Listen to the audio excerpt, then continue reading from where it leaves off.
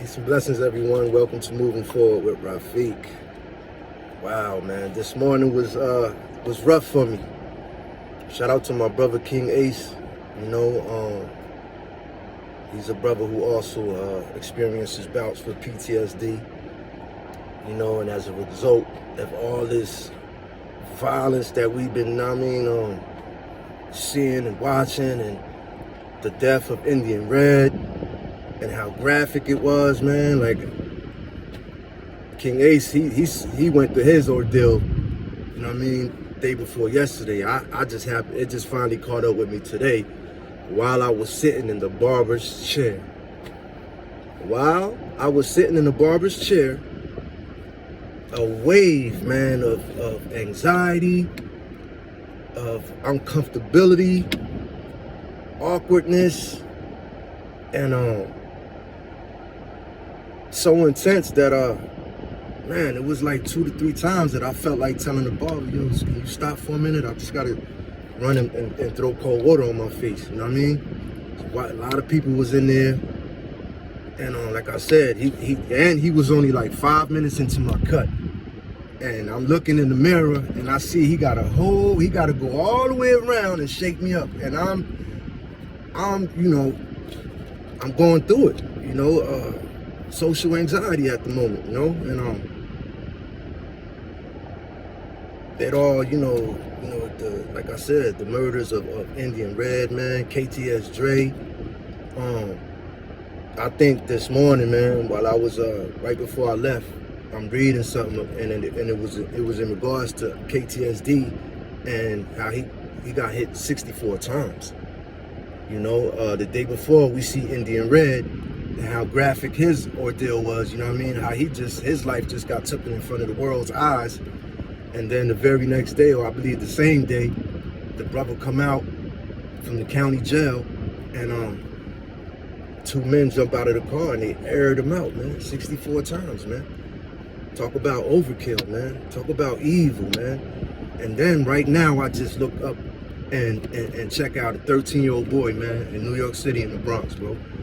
Right in front of a cafe, man. A gunman rolled up, jumped out the car, shot him in his chest. I think hit him like twice, jumped back in the car, and sped off. 13 years old, man. Ran in the cafe,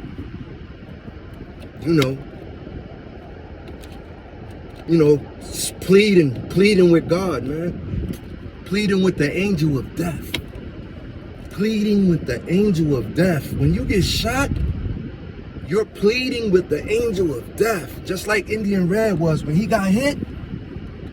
And he was, but he really was, because he knew he was dying.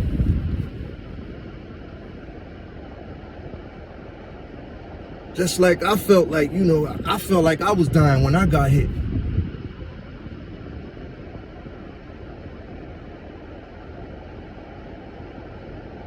And all I kept saying over and over again was, La ilaha illallah, la ilaha illallah, la ilaha illallah, la ilaha illallah. My uncle always told me, man, if you in a predicament, man, danger, man, and you think you in danger more or less, man, there is no God. There is one God. There's only one God. The same God that when you get shot, you say, oh God. The same, everybody says it. Don't nobody, when they get shot, they say, oh, son of, no disrespect, or no, whoever. We just say, oh God. When we say Allah, we're just saying God. It's just Arabic for God. God.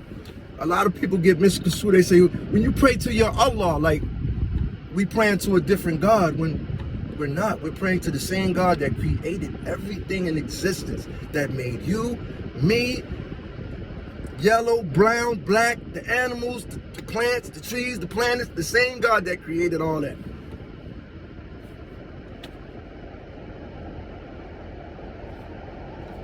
It's heavy right now. It's an epidemic on the babies, man. 13, man. 13. Young brothers and sisters, man. You got your whole life ahead of you, man. 13. Go home, man. Go to the park. Play with your peers. Go, you know, what are you doing outside? Gripping and involving yourself in gang activities. Why? That's so early. You shouldn't be doing that at all, but I'm saying why? Your end result will be a life of prison, maybe addiction, and mental health, mental illness, because they all coincide with one another. My end result for my disobedience and for me wanting to be in the streets, a very long life in and out of prison, man. From 19 to 45, man. I'm 49 now, man. I'm 49. I'm just now getting it. You don't have to be 49 just now getting it. You can get it now. One time, one shot. You don't have to be in and out. You don't have to get shot, stabbed. You don't have to almost lose your life. You don't have to endure none of that. You can do it now, man. Be a leader, not a follower. And if you are a follower, be a follower amongst people that are, trying to accomplish the same goal, which is, trying to get to paradise, or trying to be good parents, or just trying to be, good about it, law-abiding citizens. There's nothing wrong with that, man. I wish I would have took another path, man. But, it is what it is, man.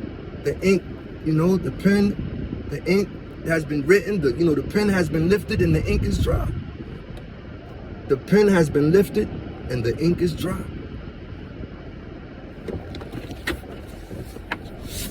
I gotta go to the masjid off of Dhur real quick.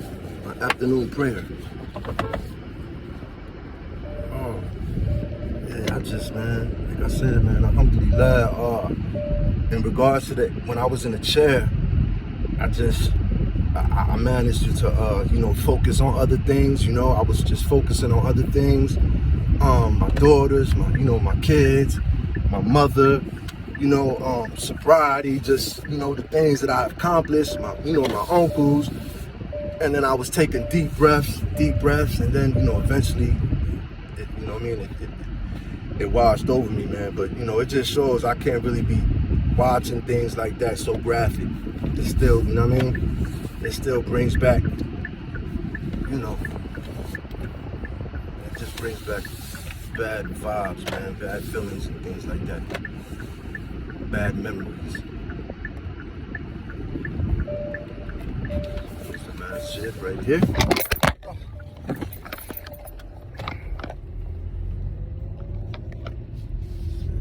I gotta hold it. Oh, God. Okay, guys, thank you for giving me a little bit of your moment's time, man.